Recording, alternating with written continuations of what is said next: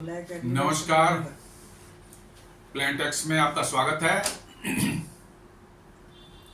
हमेशा की आपसे निवेदन है, प्लेनटेक्स को सब्सक्राइब करें, बेल आइकन जरूर दबाएं, हमारे वीडियोस को लाइक करें और फ्रेंड्स एंड फैमिली के साथ शेयर करना नहीं भूलें। दोस्तों, आज चर्चा हम लोग करना जा रहे हैं कैसे भारत में शिप बिल्डिंग का एक बहुत ही मेगा प्रोग्राम शुरू होने जा रहा है। जी हाँ, शिप बिल्डिंग में भारत का भी बहुत ही, दुनिया में देखेंगे लेस देन 1% का शिप बिल्डिंग का कैपेसिटी भारत के अंदर में, कैपेसिटी ही नहीं है। और कुछ बनते भी हैं तो वो नेवी के शिप्स जो हैं वो सब बनते हैं। कॉमर्शियल शिप्स तो बहुत कम बनते हैं भारत में, बहुत ही कम, लेस देन 1% का शेयर आप है, इसी से आप अंदाजा लगा सकते हैं, जो कि एक अपने आप में कह सकते हैं कि बहुत बड़ी डिफिशियंसी है किसी देश के लिए। आज के दिन में दुनिया के सारे व्यापार जो होते हैं, जितना भी ट्रेड दुनिया का होता है, 90% से ऊपर जो है ट्रेड जो होता है वो शिप्स के थ्रू होता है।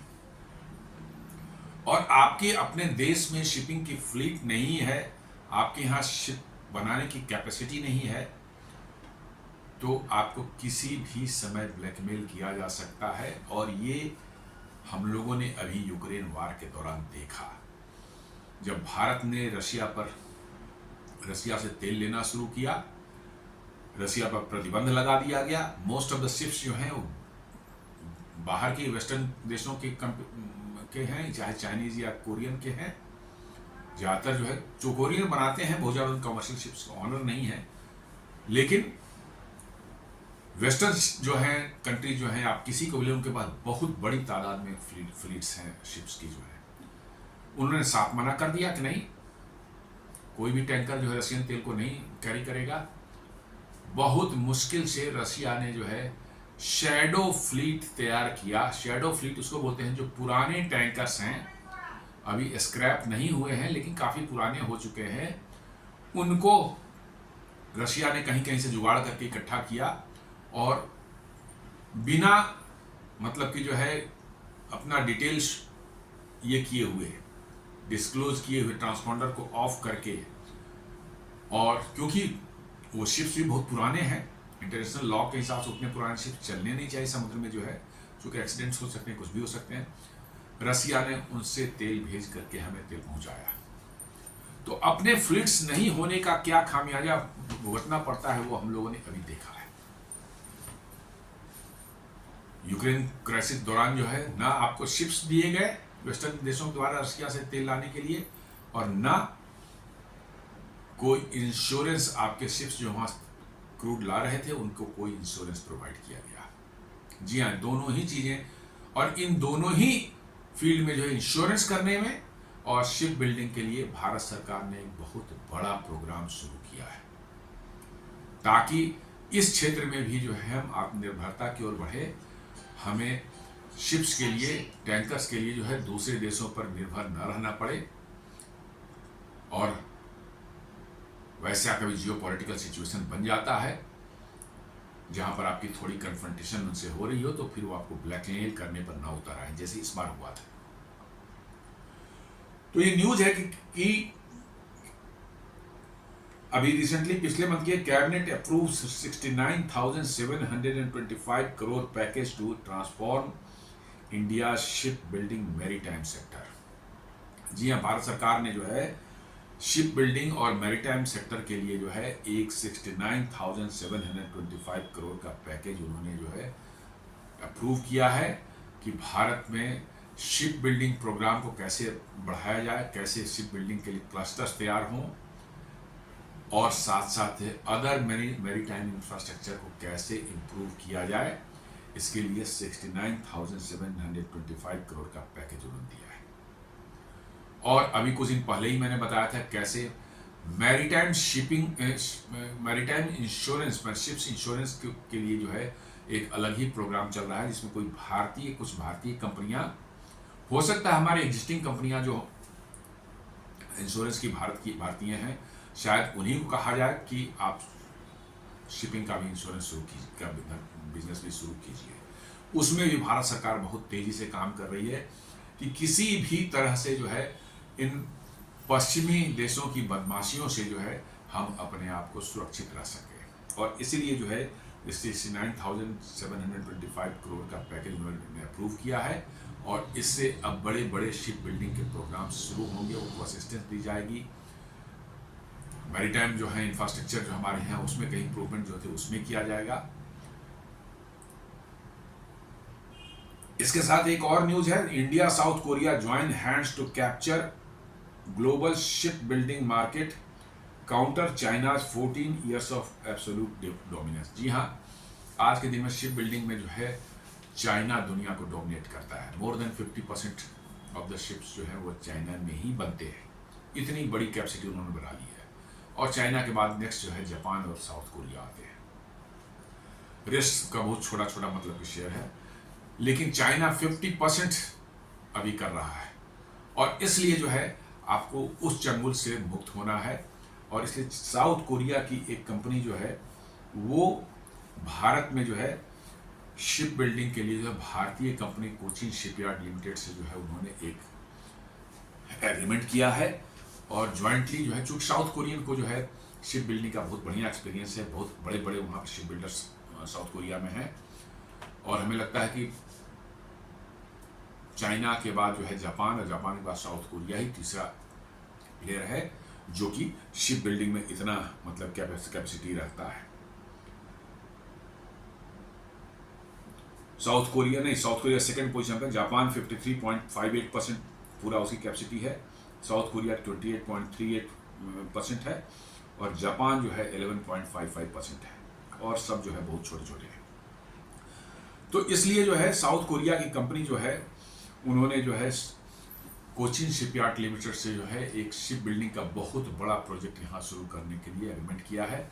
और बहुत बड़े पैमाने पर कॉमर्शियल शिप्स, ना सिर्फ जो है नेवी के लिए शिप्स, बट कॉमर्शियल शिप्स जो है, कंटेनर शिप्स या बल्क कार्गो कैरियर्स या ऑयल टैंकर्स, अलग अलग टाइप के जो शिप्स ये हैं। कंटेनर शिप देखते हैं जिसमें कंटेनर्स लगे होते हैं, वो एक जगह दूसरे कंटेनर्स ट्रांसपोर्ट करते हैं।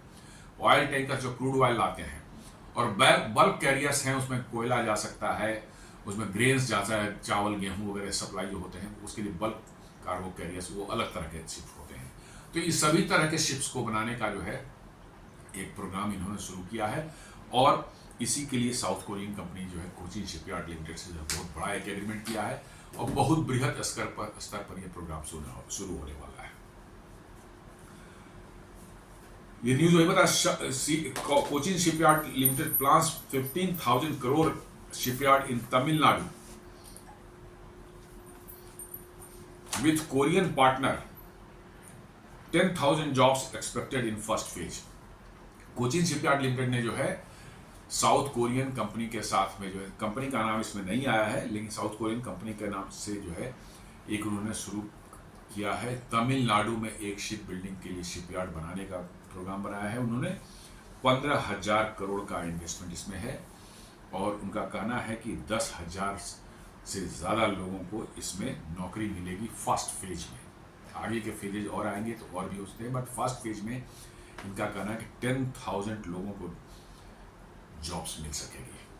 10,000 लोगों को जॉब एक जगह पर एक कोई प्रोजेक्ट मिल जाना ये छोटी मोटी बात नहीं होती। समझ सकते हैं कितने विशाल स्तर का ये प्रोजेक्ट हुआ। 10,000 लोग एक किसी कंपनी में एक जगह काम कर रहे हों, ये नॉर्मली नहीं देखा जाता। तो ये बहुत बड़ा प्रोजेक्ट है, और कोचिन शिपयार्ड ने जो है कोरियन कंपनी जो किया है, कोरिया की मास्टरी हासिल है। बड़ी बड़ी कंपनियां हुंडई और डेऊ और बहुत से बने हनोवा, ये सब जो है बड़े बड़े कंपनियां जो है वहाँ शिप बिल्डिंग में का काम करती हैं।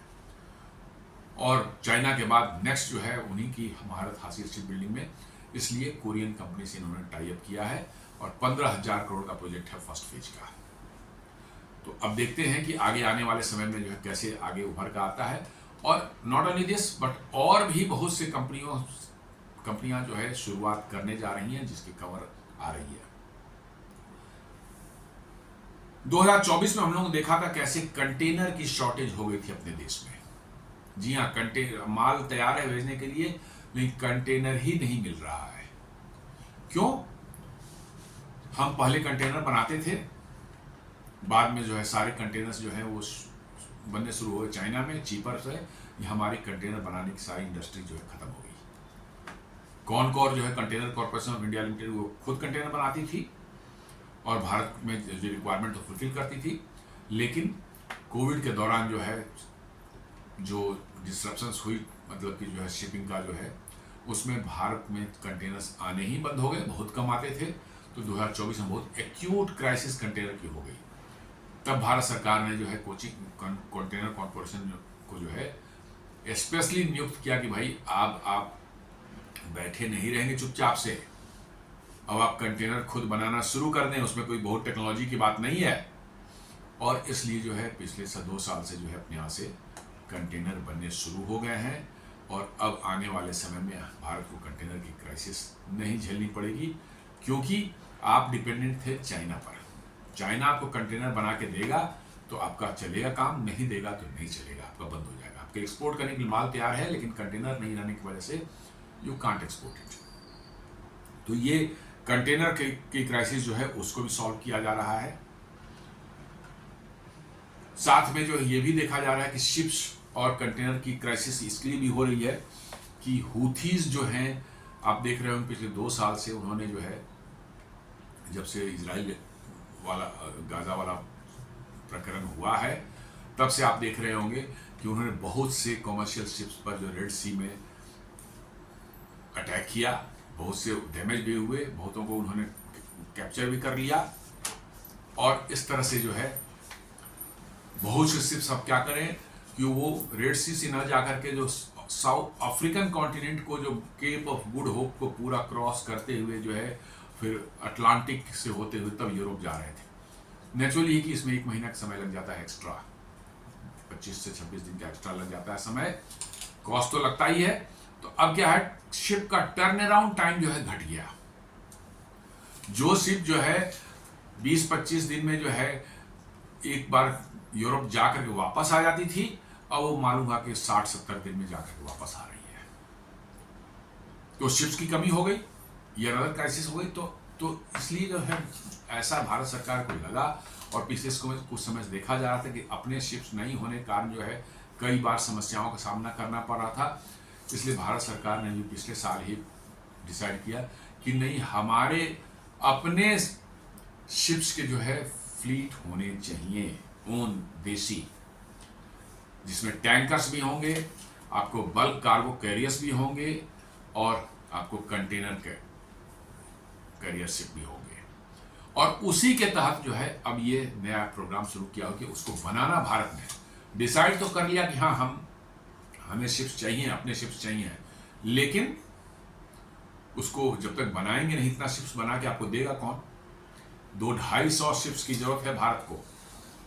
और इसलिए जो ये प्रोग्राम शुरू किया गया है कि हम अब दूसरों डिपेंडेंट नहीं रहेंगे, हम अपने शिप्स बनाएंगे, और हर तरह से शिप्स बनाएंगे, खासकर जो है oil tankers, bulk cargo carriers और कंटेनर शिप, सभी के सभी जो है तरह के शिप भारत में बनेंगे, और भारतीय कंपनियां उनको ओन करेंगी।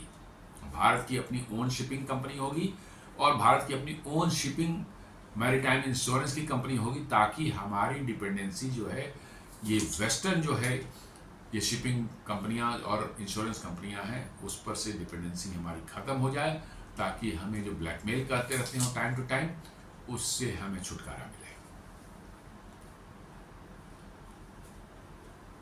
तो जहाँ ये मैंने ऑलरेडी बता दिया कि कहाँ शिप्स कहाँ बनते हैं। 53% चाइना में बनते हैं, 28.38% साउथ कोरिया में बनते हैं, और जापान में 11.55% बनते हैं, यूएस में लेस में 0.11% बनते हैं, अदर्स में 6.38% बनते हैं। China has been the top shipbuilder in the world for 14 consecutive years. कहता है कि it has no yard space till 2027. India, South Korea join hands to capture global shipbuilding market, counter China's 14-year absolute dominance. जी हाँ, China ने 14 साल से लगातार जो है टॉप शिप बिल्डर बना हुआ है वर्ल्ड का, और हालत ये है कि वहाँ पर कोई भी यार्ड खाली नहीं है 2027 तक। मतलब आप कोई ऑर्डर भी देंगे अभी कोई शिप बनाने का, उसका कंस्ट्रक्शन 2027 के बाद शुरू होगा, क्योंकि अभी सारे उनके यार्ड्स बुक्ड हैं 2027 तक। आप समझ सकते हैं कितना प्रेशर है, और इसमें कौन आपको उतने शिप्स बना के देगा, आप अंदाजा लगा सकते हैं। और वो भी चाइना, वो जानता है कि शिप्स ये बनाएगा तो अपना ट्रेड में इसको सहूलियत होगी, तो और डिले करेगा वो, क्योंकि चाइना हमारा राइवल है। इसलिए जो है भारत की कंपनी ने जो है कोरियन कंपनी से हाथ मिलाया है कि भाई चाइना के डोमिनेंस को खत्म करना है। और ये कैपेसिटी सिर्फ भारत में ही है, कोरिया में ये कैपेसिटी नहीं है। उनके पास ना मैन पावर उतना है, ना उतना इन्वेस्टमेंट वो कर सकते हैं अभी फिलहाल। इसलिए जो है वो कंपनी भारत आ रही है, भारत में शिप बिल्डिंग शिप कंस्ट्रक्शन करेगी, और वो कोचिन शिपयार्ड लिमिटेड के साथ मिलकर करेगी।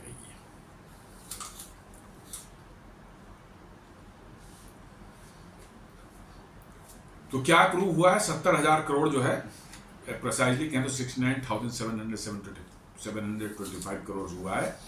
Crore package has been cleared by the union cabinet. It is a 10-year plan to make India a global hub for shipbuilding and marine activities.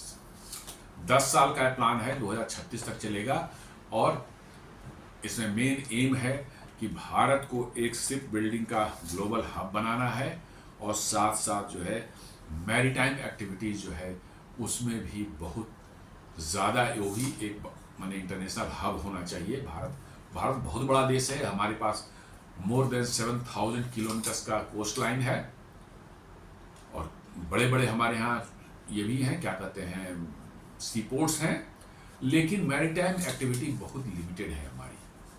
आप China में चले जाएं, कोरिया में चले जाएं, यूएस में चले जाएं, आप मतलब देखेंगे वहाँ मैरीटाइम एक्टिविटी समुद्र में कहीं के आसपास कोस्टल एरिया में आप कहीं चले जाए, देखेंगे कितने शिप्स वहाँ क्रिस क्रॉस करते रहते हैं, इधर उधर मूवमेंट हो रही है, बहुत ज़्यादा एक्टिविटी है। अपने यहाँ वैसा नहीं दिखता, तो इसलिए मैरीटाइम एक्टिविटी जो है बढ़ानी है। The initiative extends existing schemes, creates new funds and reforms policies to strengthen the ecosystem। करें कि ये एग्जिस्टिंग जो शिप बिल्डिंग के स्कीम्स हैं उसको स्ट्रेंथन किया जा रहा है, एक्सटेंड किया जा रहा है, नए फंड्स तैयार किए जा रहे हैं ताकि शिप बनाने वालों को से हेल्प दी, क्या फाइनेंशियल हेल्प किया जा सके, किसी तरह के इंसेंटिव देना हो तो वो दी जा सके, पॉलिसीज वैसे बनाए जाए जो कि उनको हेल्प करें, and reform policies to strengthen the ecosystem. जी हाँ, पॉलिसीज को जो है आपको फ्रेंडली बनाना पड़ेगा, जिस चीज़ को आप इम्प्रूव करना चाहते हैं। मान लीजिए मैरीन शिप बिल्डिंग इकोसिस्टम आप बनाना चाहते हैं, तो शिप बिल्डिंग के लिए जो पॉलिसीज होनी चाहिए वो इंडस्ट्री फ्रेंडली होने चाहिए, ना कि इंडस्ट्री को परेशान करने वाला होना चाहिए। ऐसा नहीं, ऐसा होने से कोई बात नहीं बनती है। तो ये जो एफर्ट लगाया जा रहा है कि फंड्स क्रिएट किए जा रहे हैं, एग्जिस्टिंग जो स्कीम्स हैं उनको एक्सटेंड किया जा रहा है, नए फंड्स तैयार किया जा रहा है, और पॉलिसीज में भी रिफॉर्म्स लाए जा रहे हैं, ताकि आपकी ये शिप बिल्डिंग इंडस्ट्री फ्लोरिश कर सके और India can become a global hub for ship building activity. The 4 pillar strategy इसकी है, स्ट्रेंथन डोमेस्टिक कैपेसिटी।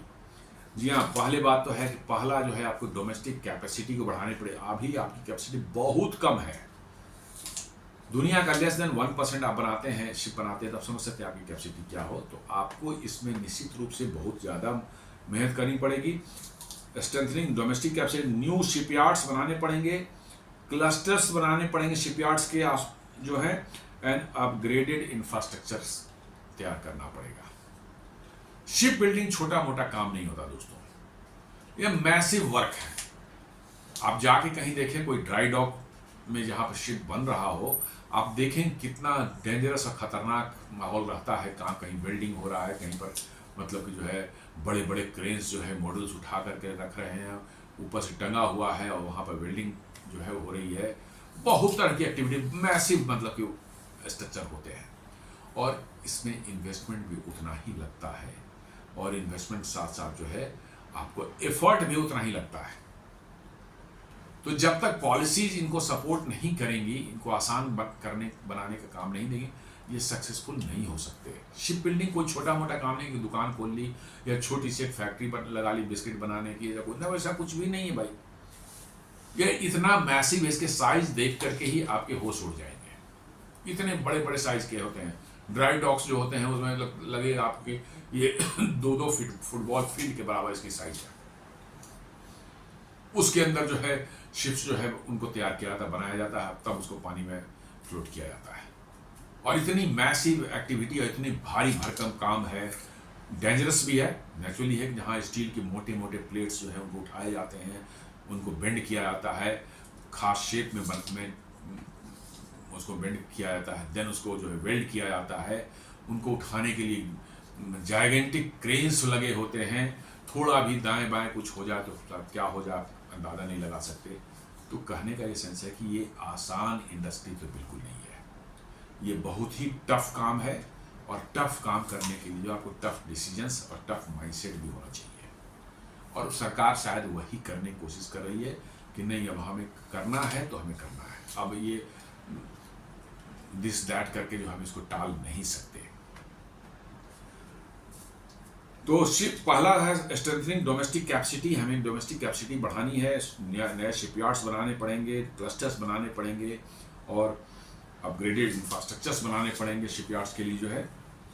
देन दूसरा हमारा है प्रोवाइडिंग लॉन्ग टर्म फाइनेंसिंग। जी हाँ, cheaper loans and project support. बिना लॉन्ग टर्म फाइनेंसिंग के और चीपर लोन्स जो है यदि अवेलेबल नहीं कराए जाएंगे तो ये इंडस्ट्रीज जो है सरवाइव नहीं करेंगी। क्योंकि ये इंडस्ट्रीज को ऐसा नहीं है, फ्लाई बाई नाइट ऑपरेटर्स नहीं होते। ये शिप बिल्डिंग का आपका शिपयार्ड बनने में ही बहुत टाइम लगता है, और बनने के बाद ये ऑपरेट जब होने लगता है तो इसमें बहुत मैसिव इन्वेस्टमेंट होते हैं। इसलिए जो है लोन्स, ईजी लोन्स, मतलब कि जो है जो बहुत ही ज़्यादा स्ट्रिंजेंट इंटरेस्ट रेट पर नहीं हो, ये उपलब्ध कराना बहुत जरूरी है। और साथ साथ जो है प्रोजेक्ट को सपोर्ट भी, आपको एडमिनिस्ट्रेटिव सपोर्ट देना पड़ेगा। उनको लैंड चाहिए, जगह चाहिए, इंफ्रास्ट्रक्चर चाहिए, इसमें जो गवर्नमेंट की तरफ से सपोर्ट चाहिए वो करना पड़ेगा, तभी ये सर्वाइव करेंगे, अदरवाइज नहीं करेंगे। इलेक्ट्रिक सप्लाई उनको देनी है, उनको जो है इन्वायरमेंटल क्लियरेंस देनी होगी, फायर की क्लियरेंस देनी होती है, बहुत तरह के एडमिनिस्ट्रेटिव सपोर्ट की जरूरत पड़ती है। तो वो सपोर्ट जो है प्रोजेक्ट को सपोर्ट आपको सरकार को देनी पड़ेगी, तभी ये सक्सेसफुल होंगे।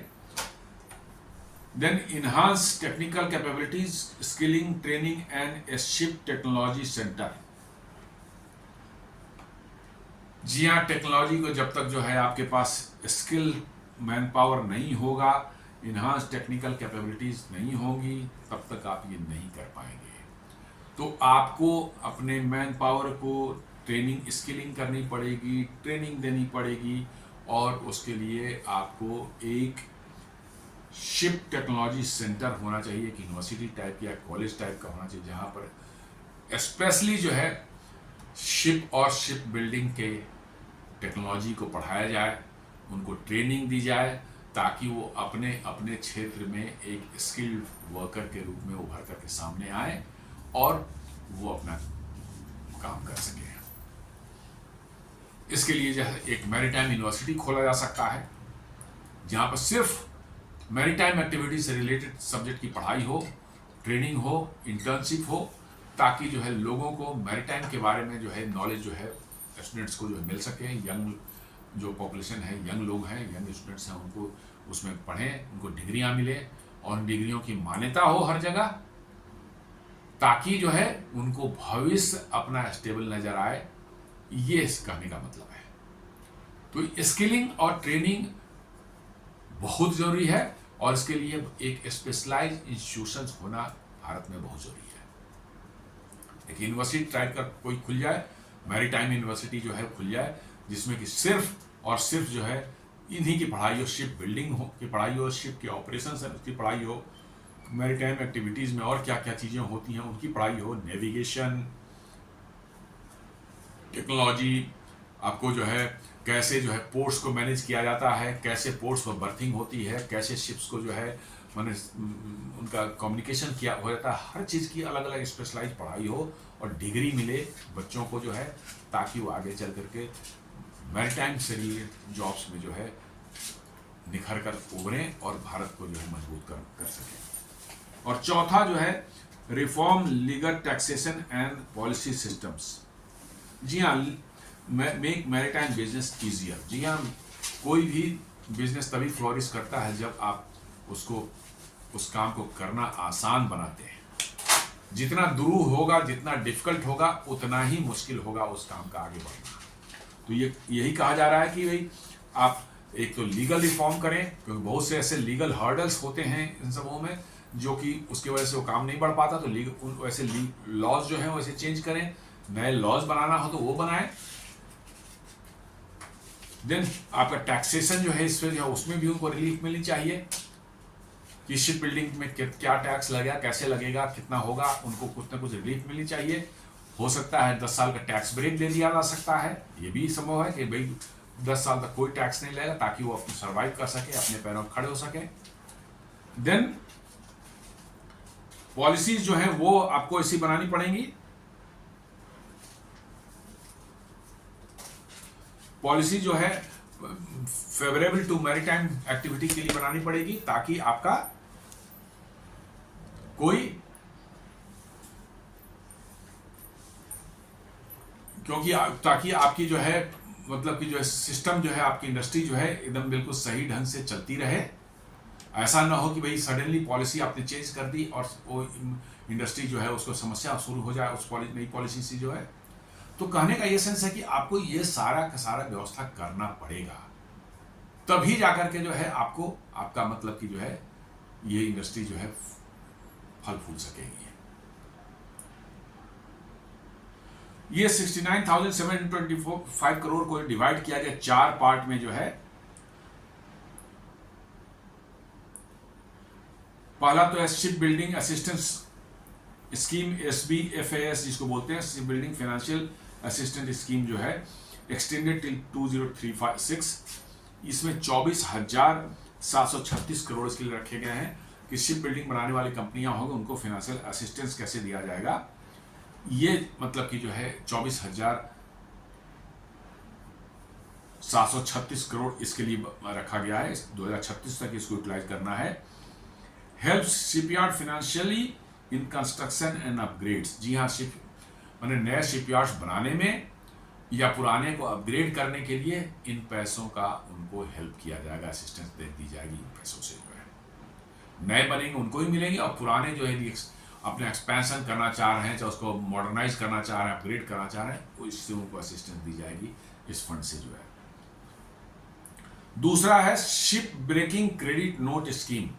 जी हाँ, भारत में शिप ब्रेकिंग एक बहुत बड़ा एक्टिविटी है। अलंग पोर्ट का नाम सुना होगा, वो कोई पोर्ट ऐसे वैसा पोर्ट नहीं है गुजरात में, मीलों तक फैला हुआ है, कई एक किलोमीटर तक फैला हुआ है वो। और वहाँ क्या होती है, पुराने जितने भी स्क्रैप शिप्स होते हैं दुनिया के, उनको लाया जाता है, वहीं पर उनको खड़ा कर दिया जाता है, और उनको काट करके, तोड़ करके, काट कर शिप ब्रेकिंग करके जो है उसके पूरे पार्ट पुर्जे निकाल करके, लोहे को टुकड़े करके काट के निकाला जाता है, और सारा मटेरियल रिसाइकिल होता है। ये बहुत बड़ा एक्टिविटी है रिसाइकिल करना जो है। जी हाँ, उतने हाई ग्रेड के स्टील्स आपके मिल जाते हैं, वो फिर जाते हैं फर्नेस में, जाते हैं प्लांट्स में, जाते हैं स्टील प्लांट्स में, वहाँ पर उनको पिघलाया जाता है, फिर से उनको रिकास्ट किया जाता है, और वो फिर से शिप बिल्डिंग बनाने में इस्तेमाल है। क्योंकि वो ऑर्डिनरी स्टील्स नहीं है, वो है हाई ग्रेड के स्टील्स, जो कि समुद्र के जो है, समुद्री वातावरण को जो है झेल सके, वैसे शिप्स हैं। तो इसके लिए 4,001 करोड़ का फंड रखा गया है। Incentive for ship builders like credit for dismantling old ships and reusing materials. जी हाँ, वैसे पोर्ट्स जो कि पुराने शिप्स को डिसमेंटल करेंगे और पुराने मटेरियल को रिसाइकिल करके इस्तेमाल करेंगे, ये उनको इंसेंटिव दिया जाएगा। उसके 4,001 करोड़ रुपया का फंड रखा गया है, क्योंकि रिसाइकिलिंग बहुत इंपॉर्टेंट है। हाई ग्रेड स्टील है, वो स्टील आप ऐसे ही वेस्ट नहीं कर सकते, फेंक नहीं सकते। नॉर्मल स्टील्स नहीं लगती इनमें, आपको पता होगा जब हमारा बन रहा था आईएनएस विक्रांत बन रहा था, तो उसके लिए जिस ग्रेड का स्टील चाहिए था रसिया ने देने से मना कर दिया था, और इसके कारण 4 साल प्रोजेक्ट डिले हुआ। अंत में उस ग्रेड का स्टील हमारे जो है steel authority of India limited के जो है दुर्गापुर प्लांट ने जो है, दुर्गापुर नहीं, राउरकेला प्लांट ने जो है स्पेशली जो है 4 साल R&D करके जो है रिसर्च एंड डेवलपमेंट का काम का R&D करके जो उस ग्रेड का स्टील तैयार किया। और जब उस ग्रेड के स्टील तैयार हो गए, बने, तभी जो है हमारा आईएनएस विक्रांत का कंस्ट्रक्शन शुरू हो पाया। 4 years it was delayed for the right kind of steel. वो स्टील नॉर्मल नहीं होते, तो इसलिए जो शिप्स जो आप ब्रेक करेंगे वो सब भी उसी ग्रेड के स्टील होते हैं, तो उनको रिसाइकिल करना है, उनको यूटिलाइज करना है दोबारा से फिर से, और इसलिए उनको दिया जा रहा है कि उसको आप शिप्स को ब्रेक करें तो रीयूज करें अपने ही शिप्स बनाने में, ना कि इधर उधर चला जाओ मटेरियल जो है। इसके लिए जो है इंसेंटिव दिया जा रहा है 4000 करोड़ का जो है। देन तीसरा है ship building development scheme, SBDS जिसको बोलते हैं, वो 19,989 करोड़ है, 19,989 करोड़ का है। टारगेट है expand ship building to 4.5 million gross tonnage annually. जी हाँ, हम लोग शिप्स की कैपेसिटी जो मेजर करते हैं वो टनेज में करते हैं, उसकी डिस्प्लेसमेंट। जैसे कोई शिप बनाया आपने, उसको पानी में जब वो जाता है तो कितने वाटर को डिस्प्लेस करता है, उस वेट वाटर का जो पानी का जो वेट होता है वही उसका टनेज होता है, उसको बोलते हैं डिस्प्लेसमेंट। तो उसी से शिप्स की कैपेसिटी मानी जाती है। शिप बड़ा होगा उसका डिस्प्लेसमेंट ज्यादा होगा, शिप छोटा होगा उसका डिस्प्लेसमेंट कम होगा। तो वही बताया जा रहा है कि जो शिप बिल्डिंग बनाए एक्सपैंड करना है, वो कहां तक एक्सपैंड करना है पूरा, हमारे पास कैपेसिटी होनी चाहिए कि एनुअली हम हर साल 4.5 मिलियन ग्रॉस टनेज कैपेसिटी हमारी होनी चाहिए। मतलब कि हम जितने शिप्स बना रहे हैं छोटे बड़े सब मिला करके, सब का जोड़ करके डिस्प्लेसमेंट जो है वो 4.5 मिलियन टन्स का होना चाहिए। यूज है ये 45 लाख टन का।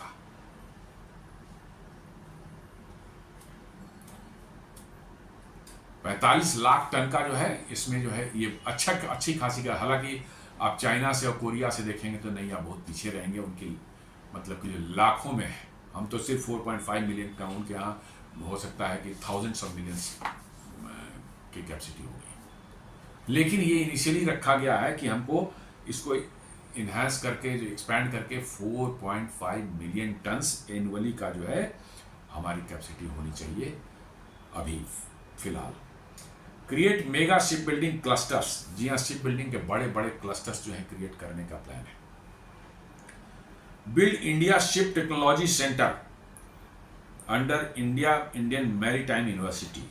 जी हाँ, एक ये भी प्लान है कि एक इंडिया शिप टेक्नोलॉजी सेंटर बनाया जाए जो कि इंडियन मैरीटाइम यूनिवर्सिटी के अंदर में काम करेगा, और यहाँ पर सिर्फ मैरीन और मैरीटाइम रिलेटेड जो है जितनी भी एक्टिविटीज़ हैं, शिप बिल्डिंग का है, शिप्स को ऑपरेट एंड मेंटेन कैसे किया जाता है, नेविगेशन की कोर्स होगी, कम्युनिकेशन का होगा, कैसे पोर्ट्स को मैनेज किया जाता है, कैसे पोर्ट्स को मेंटेन किया जाता है, शिप्स की इंजीनियरिंग जो है, इंजन को मेंटेन करना है, मतलब कि जो है उसके अंदर जो है इलेक्ट्रिकल सिस्टम उसको कैसे चलाया जाता है, प्रोपेलर को कैसे मेंटेन करना है, सारी चीज़ें उसकी पढ़ाई होनी चाहिए उसमें, और उसमें डिग्री उनको मिलेगी, ताकि जो है वो डिग्री जो है उनको दिखाए भाई कहीं पर भी दुनिया में जाए तो उनको उस ढंग से ट्रीट किया जाए।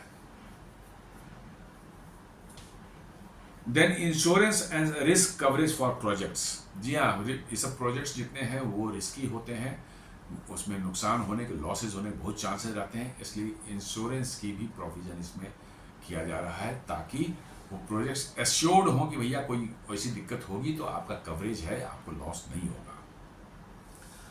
देन चौथा जो है आपका मैरीटाइम डेवलपमेंट फंड है, इसके लिए 25,000 crore for long term financing का प्रोविजन इसमें। 2 पार्ट्स इसमें है। मैरीटाइम इन्वेस्टमेंट फंड 20,000 करोड़ का, गवर्नमेंट विल होल्ड 49%। ये मैरीटाइम डेवलपमेंट फंड एक होगा, इन्वेस्टमेंट फंड होगा, जिसमें भी 20,000 करोड़ रखा गया। अभी गवर्नमेंट का हिस्सा उसमें 49% होगा, रेस्ट प्राइवेट कंपनियां होंगी उनके होंगे। और ये फंड जो है लोन देना, किसी को फाइनेंशियल असिस्टेंस देना, या कहीं पर कोई प्रोजेक्ट हो रहा है उसके लिए जो कोई पैसे देने हैं, कुछ असिस्टेंस देना है, कुछ इंसेंटिव देनी है, ये सब काम इस फंड से किया जाएगा।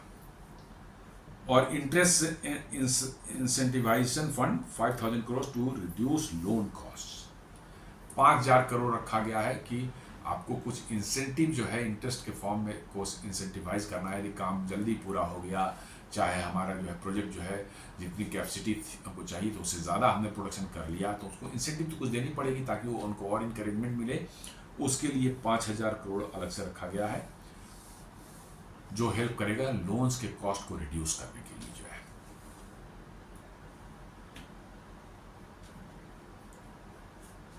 China threats makes India a maritime maintenance centre, US UK warship docks in central Chennai for fast repairs. जी हाँ, अभी रिसेंट पास्ट में जो देखा गया है कि चाइना के डर के कारण वहाँ पर क्या हो जाएगा, उनकी मतलब कि जो है उनका हेल्प मिलेगा कि नहीं मिलेगा इन वेस्टर्न कंट्रीज के जो नेवल शिप्स हैं उनको, तो वो अब बहुत तेज़ी से जो है ये बढ़ रहा है कि बार बार वो चेन्नई में आते हैं वहाँ रिपेयर कराने के लिए, मेंटेनेंस कराने के लिए चेन्नई में उनका आना बढ़ गया है। तो एक्टिविटी बढ़ रही है।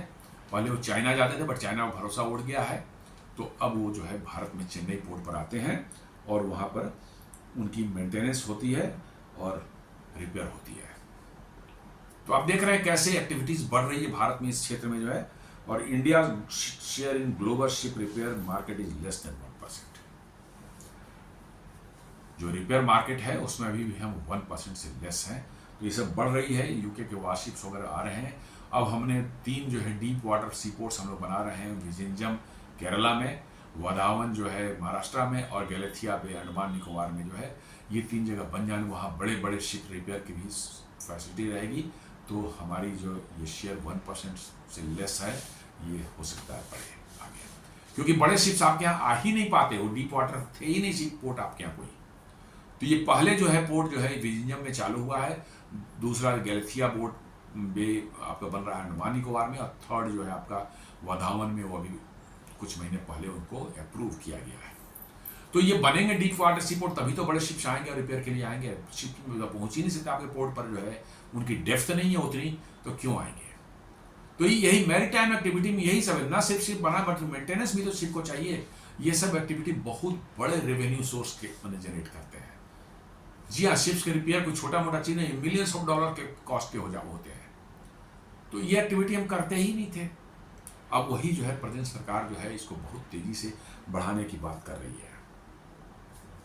नेवी भी जो है वाइड स्मैन शिप बिल्डिंग जो है, ये माना जाता है मदर ऑफ हेवी इंजीनियरिंग का कहा जाता है। शिप बिल्डिंग छोटा काम तो है ही नहीं। मैं बताऊं, मैसिव जो चीज में होते हैं बड़े बड़े, आप वहां एक नटबोर्ड भी देखेंगे तो इससे बड़े छोटे साइज का आपको नटबोर्ड नहीं दिखेगा। तो आप समझ सकते हैं कितना बड़ा हेवी वर्क होता है, इसलिए इसको मदर ऑफ हेवी इंजीनियरिंग बोला जाता है।